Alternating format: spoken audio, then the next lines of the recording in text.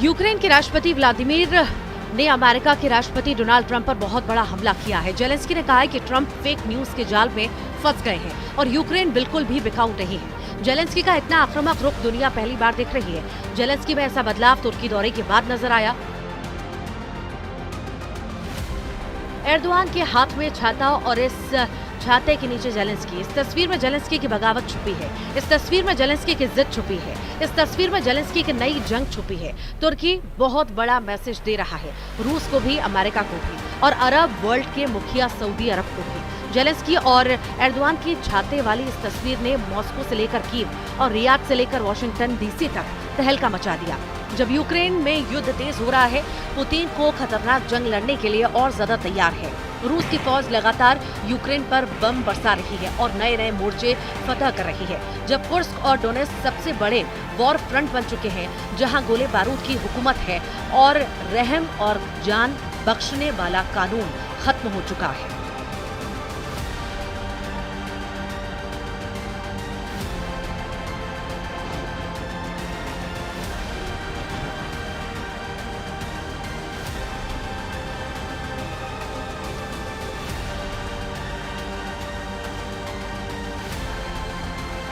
तब यूक्रेन को बचाने के लिए नेटो की सेनाएं यूरोप का मोर्चा मजबूत कर रही हैं, क्योंकि फ्रांस, ब्रिटेन और जर्मनी को इस बात का पता चल गया है कि पुतिन अब नेटो का धुआं धुआं करने को तैयार है। पुतिन ने अपनी डिक्शनरी से सीज फायर वाला शब्द मिटा दिया है और अब पुतिन ने यूक्रेन को पूरी तरह से रौंदने के बाद यूरोप की तरफ आंख गड़ा ली है।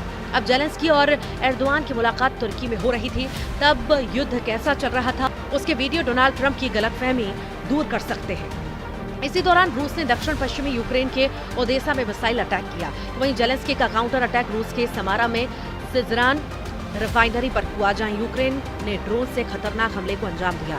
यानी जेलेंस्की तुर्की को तुर्की से बड़ा हौसला मिला है और यूक्रेन का युद्ध रोकने का नाम नहीं लेगा। इस बात की गारंटी जेलेंस्की से भी मिल रही है और पुतिन तो पहले ही बहुत ज्यादा हमलावर है।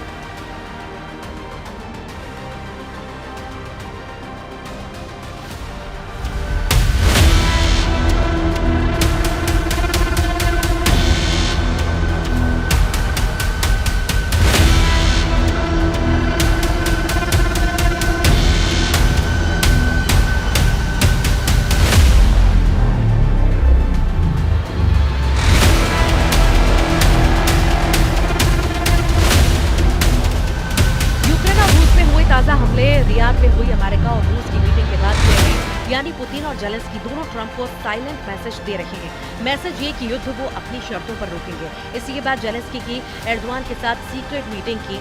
जेलेंस्की ने साफ कर दिया है कि रियाद में हुई बैठक के कोई मायने नहीं। रियाद में अमेरिका और रूस के विदेश मंत्री मिले तो जेलेंस्की ने अंकारा पहुंचकर एर्दोआन को गले लगा दिया। जेलेंस्की बताना चाहते हैं कि जिस युद्ध को शांत करने के लिए यूक्रेन को शामिल नहीं किया जाएगा, उस युद्ध की आग जलती रहेगी।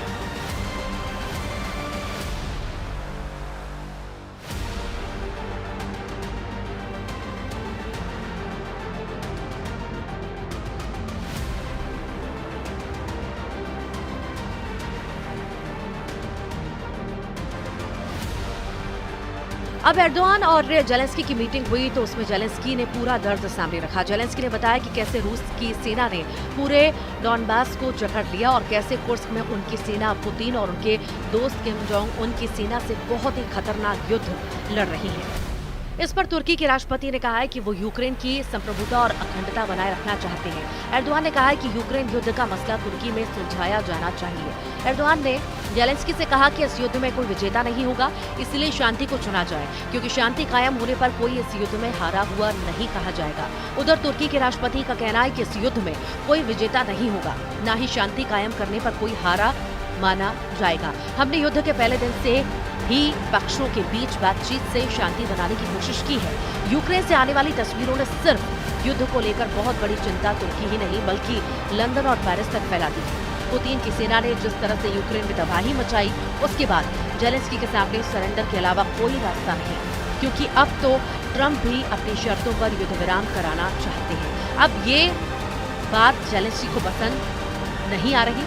एर्दोआन से मिलने से पहले व्लादिमीर तुर्की की राजधानी अंकारा में उस जगह गए जो तुर्की के लिए काफी मायने रखती है। ये तुर्की के पहले राष्ट्रपति मुस्तफा कमाल अतातुर्क की कब्र है। तुर्की में जेलेंस्की बहुत बड़ा दर्द लेकर पहुंचे। दर्द इस बात का कि जिस बैठक में यूक्रेन पर फैसला होना है वहां उनको शामिल नहीं किया गया। ये बात एर्दोआन को भी पसंद नहीं आई और वो चाहते हैं कि यूक्रेन का फैसला तुर्की में उनकी टेबल पर हो।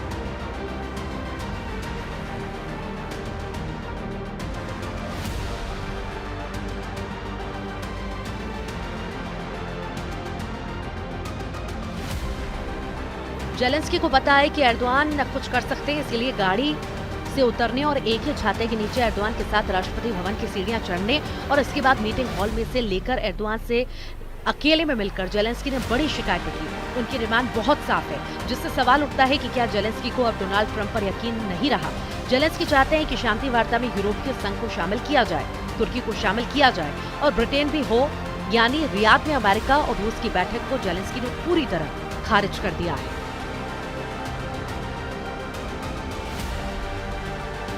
यूक्रेन और यूरोप यानी बड़े मायने में यूरोपीय संघ, तुर्की और ब्रिटेन इन्हें बातचीत में शामिल करना चाहिए ताकि सुरक्षा की गारंटी रहे। ये अमेरिका के साथ मिलकर दुनिया के इस हिस्से पर असर रखते हैं।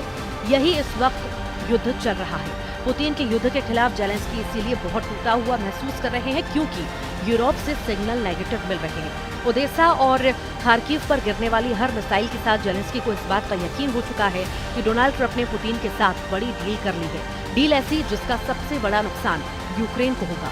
पुतिन ने कुर्स को लेकर फिर से मजबूत मोर्चाबंदी करना शुरू कर दी है। पुतिन का पूरा फोकस इस वक्त डॉनबास के साथ साथ कुर्स्क पर है क्योंकि जेलेंस्की को यहाँ पर नेटो सेना की मदद मिल रही है। ये दावा रूस बार बार कर रहा है।